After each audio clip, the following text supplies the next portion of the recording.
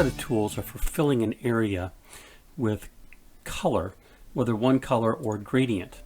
So we have a gradient tool and a paint bucket tool. There's also a 3D material drop tool. I'm going to ignore that. That is actually being deprecated by Adobe and likely won't appear in future versions of Photoshop. Let's take a look at the gradient tool. So the gradient tool allows us to go from one color to another color in a very nice smooth transition. There's actually a gradient and a classic gradient, which is a little bit older style. I'm going to ignore the classic gradient. We'll just use the gradient. And then next to that is a drop down of different types of gradients. The first one here is basics. The basics, the very first option is to go from the foreground color to the background color. And the second one is to go from the foreground color to transparent, and then from a black to a white. We'll take the foreground to background. And then we have 5 different types of gradients. So there's a linear gradient, a radial gradient, an angle gradient, a reflected gradient, and a diamond gradient. For the most part, I use the linear gradient more than anything. So I'm going to choose that as my option. And the way we use a gradient is we can select an area and then take our gradient tool and we're going to drag from one part of that selection to another part. And you see how the gradient is created. So I'm going to go from the foreground to the background. I'm going to undo that. We want to go from diagonal to diagonal. Now if I don't have a selection, it's going to use the entire canvas. Okay, let's take a look at the radial gradient. And here we're going to basically drag out from the center and create a gradient that starts with the foreground and transmits to the background color in a radial fashion. Now again, if we had a selection,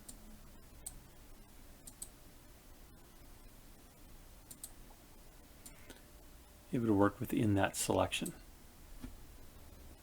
The angle gradient basically goes from the foreground to the background in a 360-degree pattern, almost like a radar sweep. The reflected gradient goes from the foreground to the background as if reflecting across the canvas. And then finally the diamond gradient gives us sort of a diamond shape similar to the radial gradient. We can reverse so that we're going to go from the background to the foreground. Now there's a whole bunch of other gradients here. So we have a selection of blue gradients, purples, pinks, reds, oranges, greens. Then there's cloud gradients, iridescent, pastels, and neutrals.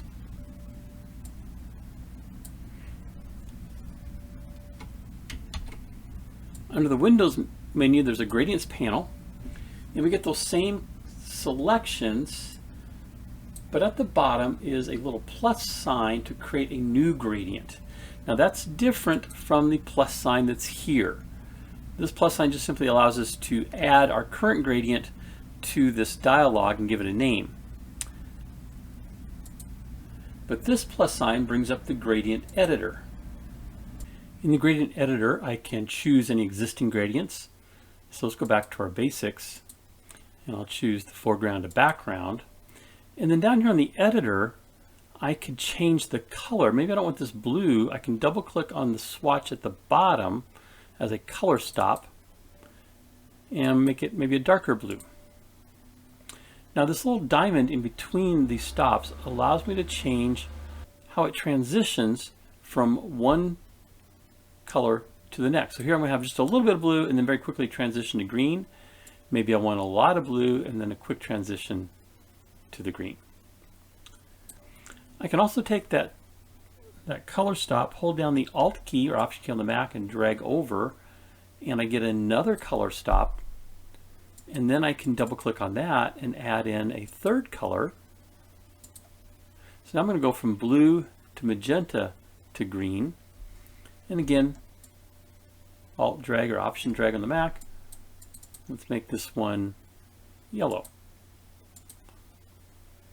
So there's my new gradient. I'm going to call this Practicum 1 and add it new, and so it's now been added to my basics.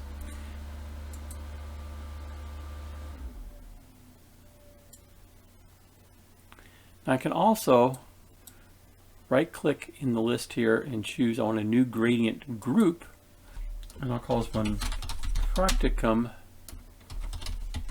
gradients. And then I could drag that to that new group. I'm going to click OK. Oh, by the way, I can also export these. So maybe I want to share on another device, maybe go from my PC to my Mac, or share with a friend. We can export, we can also import gradients.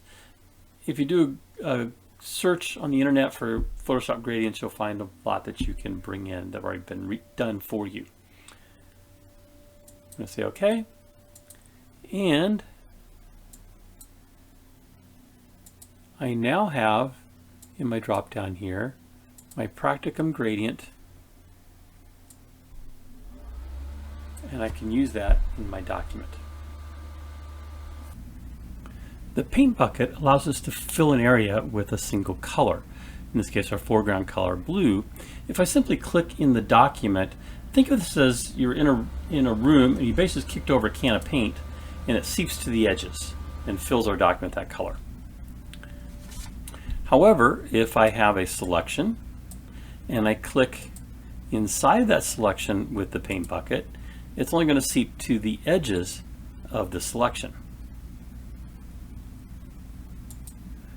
If I have an image and I click in an area of the image, it's going to seep to the edges of that selected color based on the tolerance range that I select and whether I want it to be contiguous or non-contiguous. In this case, I want contiguous. I'm going to click on this yellow, but I don't want to get any of the yellow jacket. So I can use this white line and his hands as sort of the barrier to where this paint seeps. Notice you can also change the opacity, so you can make it semi-transparent if you wanted. So I've got mine set at 40. I'm going to click in this dialog bubble, and notice there's some darker areas where there's some shadows that it didn't meet that tolerance. What I'd probably want to do in that case is zoom in and again just take the paint bucket and try to fill those areas. Now you could enter into a problem here where maybe the fingers might also be part in that range, so you might have to adjust your tolerance level. But this actually works pretty well. I've got a little bit of a line here that didn't meet the tolerance. You could take your paintbrush and try to fill that in, or I might be able to click right on that line and get it. I think the paintbrush would be a better choice there. So just take the paintbrush, get a very small brush, and just do a little bit of cleanup. Now I lost a little bit of the finger there, so I'm going to go back in my history, come back and maybe change the tolerance before I click next to that finger.